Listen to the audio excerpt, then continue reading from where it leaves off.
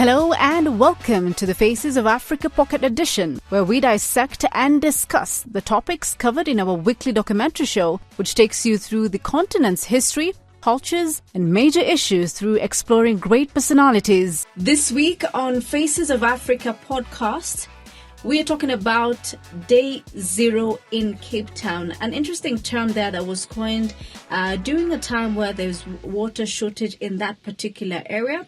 My name is Fathiya Nur, and I have here Daniel Furnad, also of CGTN. This particular documentary is talking about water shortage in South Africa, and they had this word that they coined, and they call it Day Zero, which is supposed to mean if the way they had anticipated, if there was going to be water shortage, then there was going to be no water at all in the city, right? And imagine as a human being running out of water, having nothing to drink, nothing to shower with, nothing to clean your things with. Yeah. I mean, it is a nightmare scenario. Yeah, totally. And I think also it was interesting when you watch the documentary, how people are trying to save water. I think sometimes these are small things that we take for granted. You know, like when you get into the shower, you don't close the water, you just keep staying in the shower for a long time.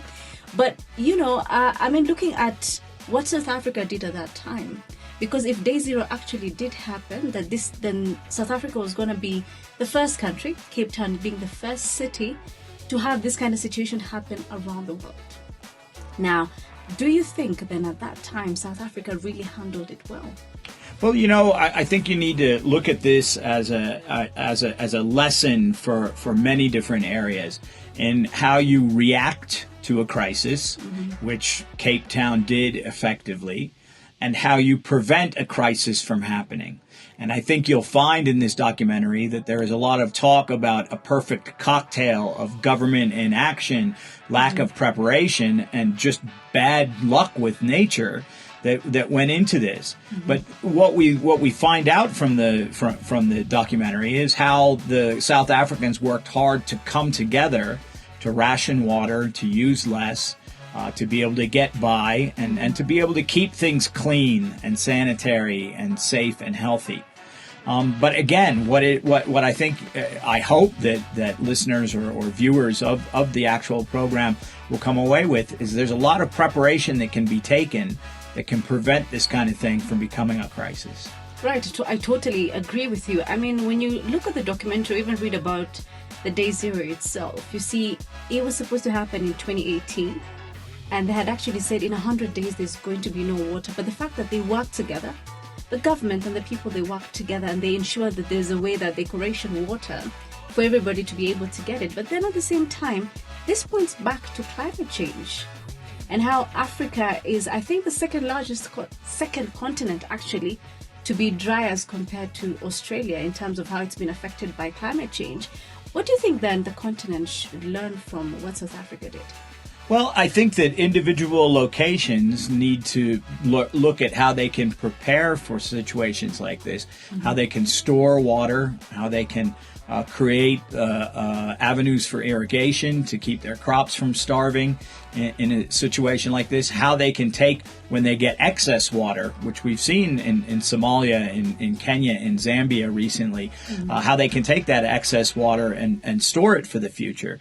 So I think it requires a lot of pre-planning. Yes, I think it's possible to organize conferences on this, but I think in some cases it requires some individual determination by local authorities to be prepared, to not let themselves get caught, let their citizens get caught in a bad situation caused by nature. Right, totally. As much as, you've talked about preparation, but then I think there are alternatives into ensuring that there's water. There's a process, I think even the continent is adapting to it now, desalination, where now you separate, the minerals or salts from water.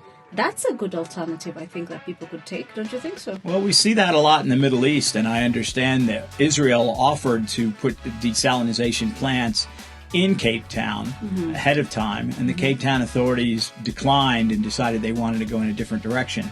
So I think yes, you need to look at technology, need to look at modern science and how you can use that to your advantage.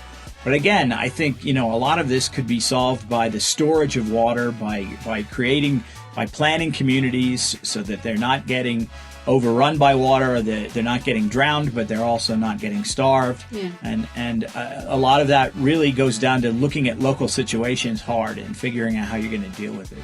I mean, I agree to that, but also I think in terms of if we're to talk about this concept of deforestation, cutting down of trees, and trees is, a way of protecting the environment in itself. I think that's something that maybe the continent should really be keen on keeping the forest or keeping the area green. Don't you think so? Yeah, and I've looked into this quite a lot recently. I worked with the African Forest Forum on a conference that they had to promote a lot of these ideas, and we've seen the Great Green Wall that's going up in northern Africa. I think that the Ethiopians have planted, I think, 1 billion trees. I think that there's a lot of efforts going in that direction. And you're right. These are some of the situations. I was talking about water, water storage to keep a situation like day zero from coming about. But you're right. There are things that we can do that get right to the root of why there isn't water, or where the water goes, or why the water doesn't stay. And planting trees is a very key tool to be exercised. For sure. I think something that maybe could be a bit controversial is, we've seen these reports of stealing of water.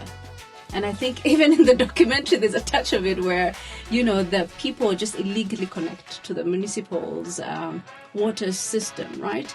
Do you think that there should be a policy when it comes to protecting water from that perspective? That one is a difficult one. I think there is a character in the documentary who is angry that he feels that the government is charging for water, and it's going to make the poor people not be able to afford it. When he describes water as a basic human right.